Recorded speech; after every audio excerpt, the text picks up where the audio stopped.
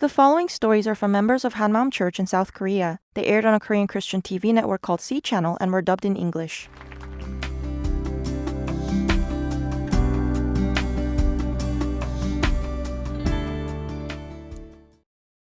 Hello, I'm Young-Gil Kim from Hanmaum Church in Chuncheon.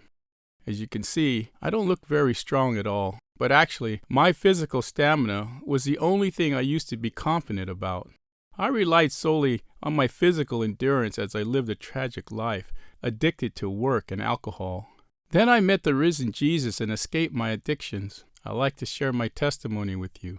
During my mandatory 33-month military service, I was in a battalion that trained so hard that it felt like we were testing the limits of human being. While I was there, I would put on my gym clothes every morning and ran 6.2 miles.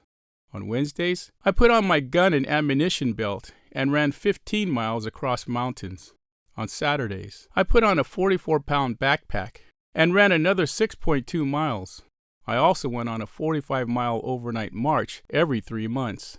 Whenever there was extra time, we practiced ambush and shooting. Thanks to all that, I felt confident about my stamina.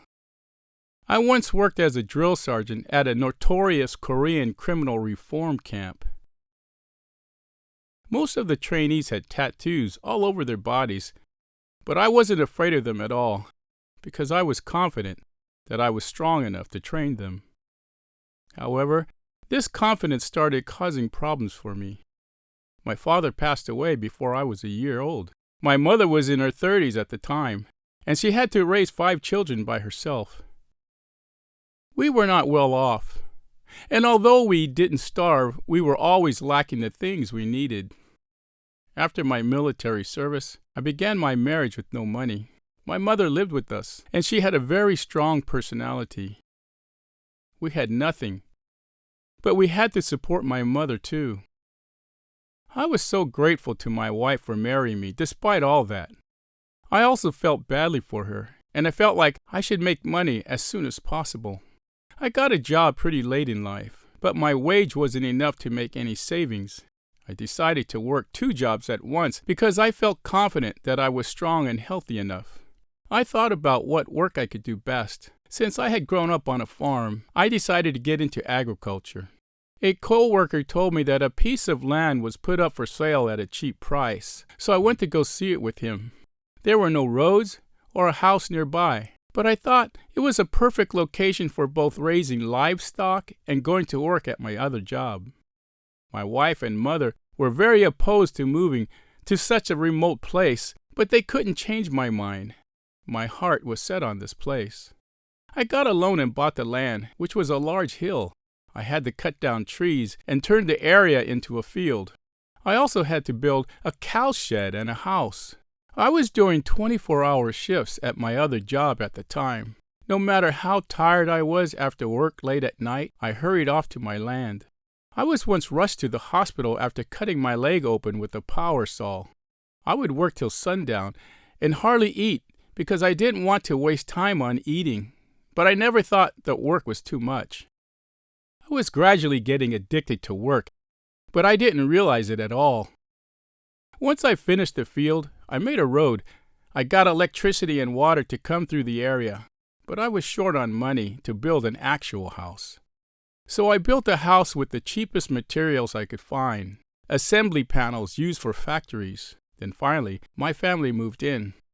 It took about an hour from my house to get to work, but when I thought about the wealth we could accumulate from the land, the distance didn't bother me at all. At first, my brother-in-law helped me buy 5 calves, and I increased the number of cows we had by being extremely thrifty with our spending. However, I couldn't make money as much as I had originally expected. Things kept happening that made me use my savings. I couldn't say no to people, so I lost tens of thousands of dollars after co-signing loans for them. To pay back the loans, I gambled with stocks and lost even more money. In order to deal with the mountain of debt I had acquired, I took out yet another loan and bought more cattle. Now I had about 50. If I was to pay back my debts, I couldn't afford to lose any time at my job or my farm work.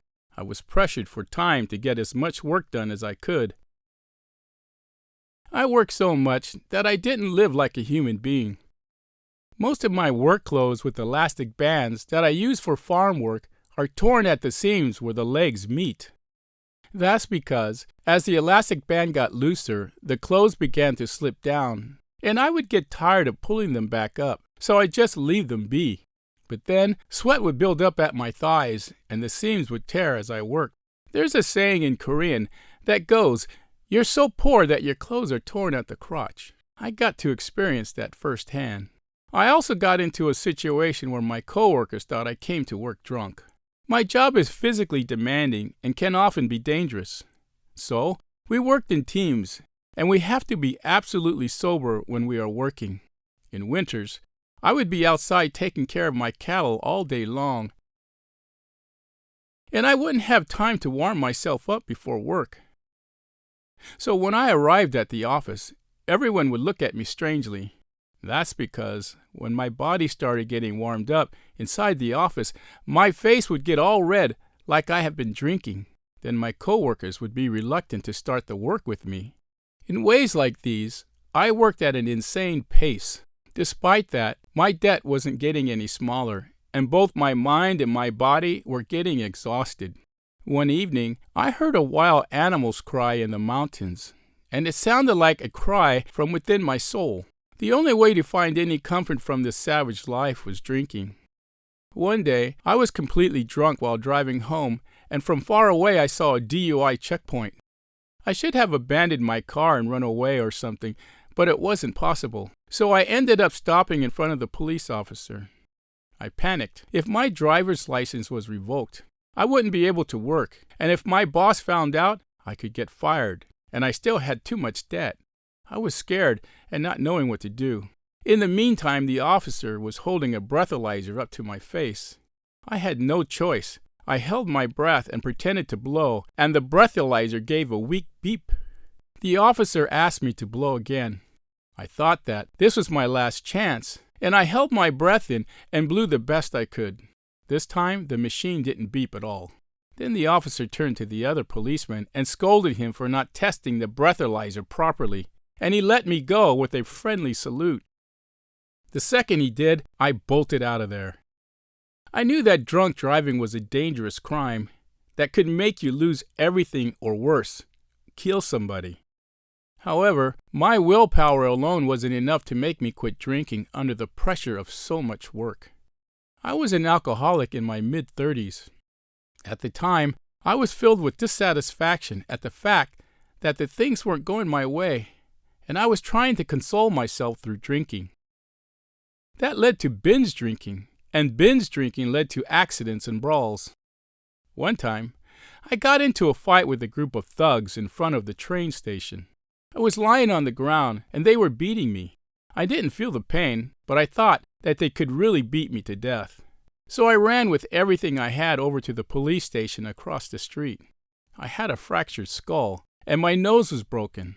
My body was a mess. I was taken to the hospital. I almost died. I had things like this happen nearly every month, and my wife couldn't take it anymore. She even asked for a divorce at one point. I thought I could keep my family if I just quit drinking, so I tried everything I could to quit. When nothing worked, I decided to try going to church as the last resort. However, I didn't know what faith was, and I tried to rely on my experience to believe in God. But real life was so hard, and my faith shattered to pieces before it. And once again, I found myself unable to live without drinking. I had quit drinking temporarily, and now I was back. Together with my work, it was a quicksand that was slowly swallowing me up and killing me. I did my best at my other job because I didn't want to hear that working 2 jobs made me fall behind. That made me very tired after work. But when I got home and saw all the farm work that needed to be done, I couldn't rest. And then I would always drink, and I drank more often in greater amounts. Meanwhile, the pressures from work and anxieties about my debt led to depression and suicidal urges. I concluded that the only way out was death. However, I couldn't bring myself to leave my family with the mess I had made. I was between a rock and a hard place, So I survived like a beast a day at a time. Around that time, my son became a university student and entered the dorms run by Hanmaum Church. That summer, my wife said that she wanted to go on a vacation because we never done that before. We had been married for decades, and yet I had never taken her on a trip. I felt guilty and told her yes, and I took some time off from work. Then my daughter broke her foot, and we couldn't go on a trip anymore.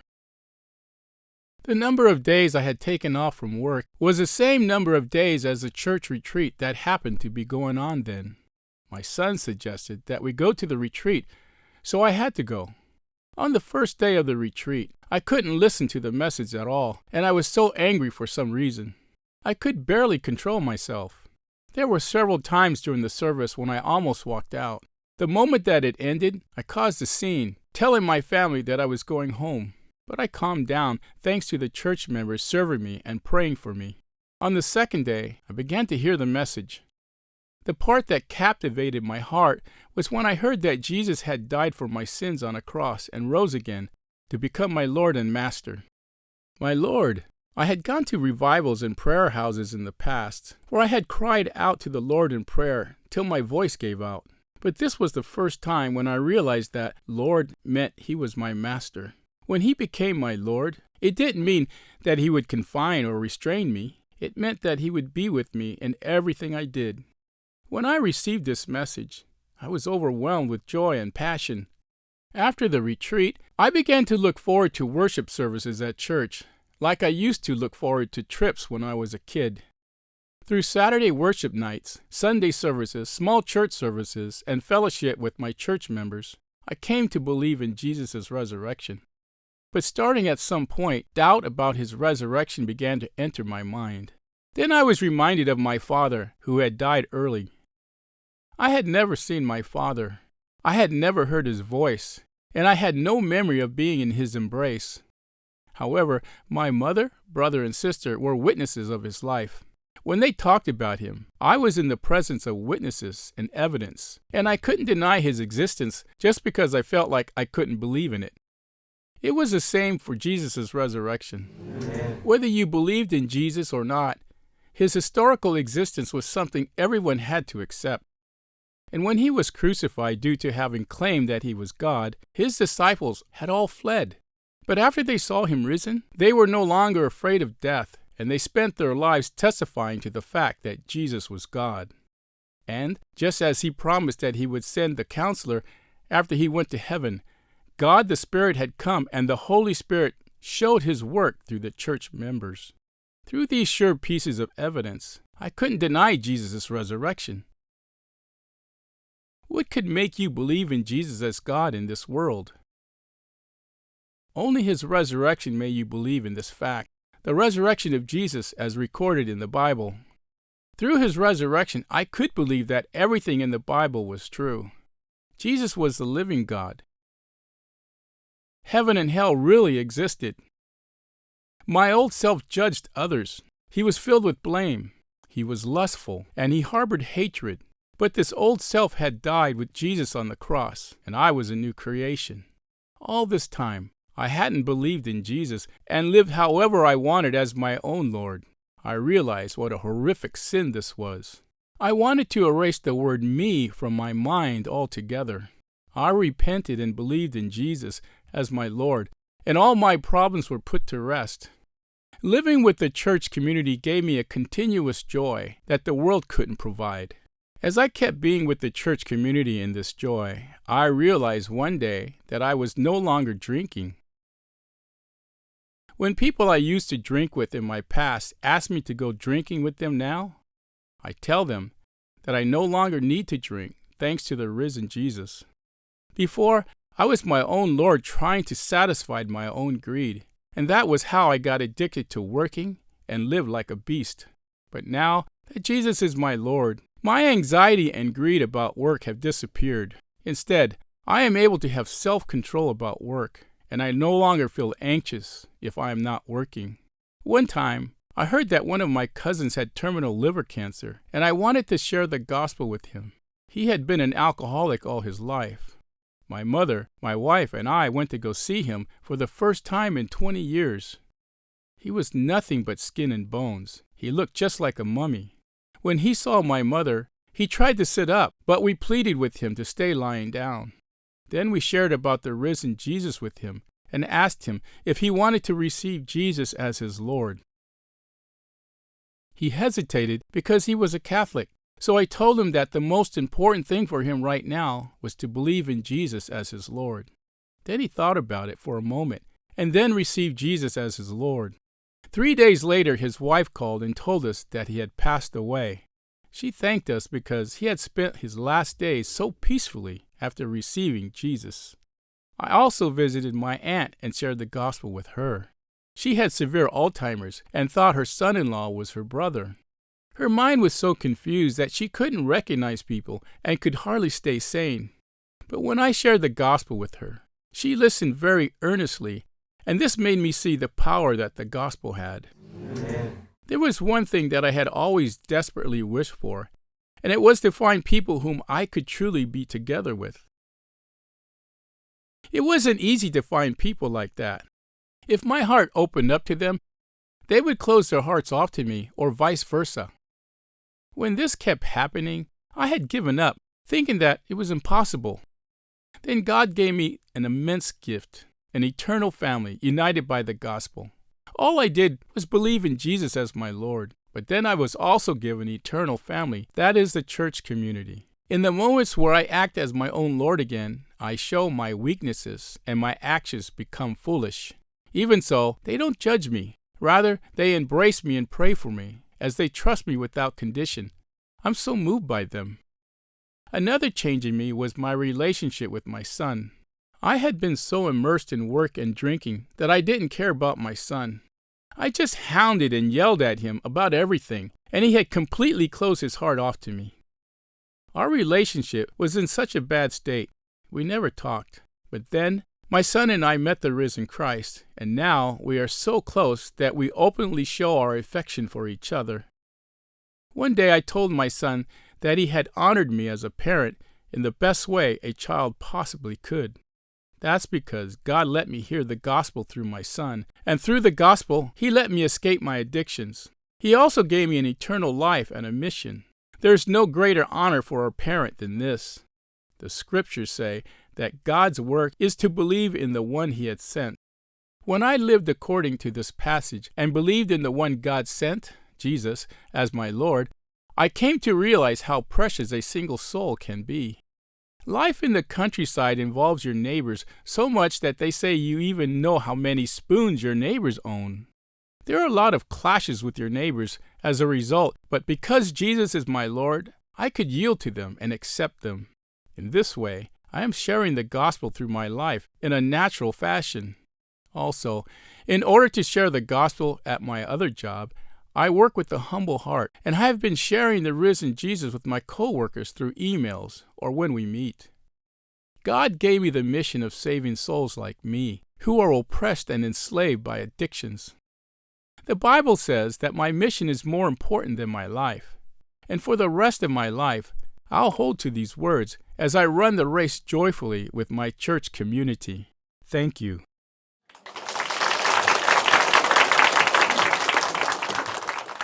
If you'd like to see more stories about how the gospel changed lives, visit us at facebook.com/HMUOnlyJesus or Google us at HMUOnlyJesus.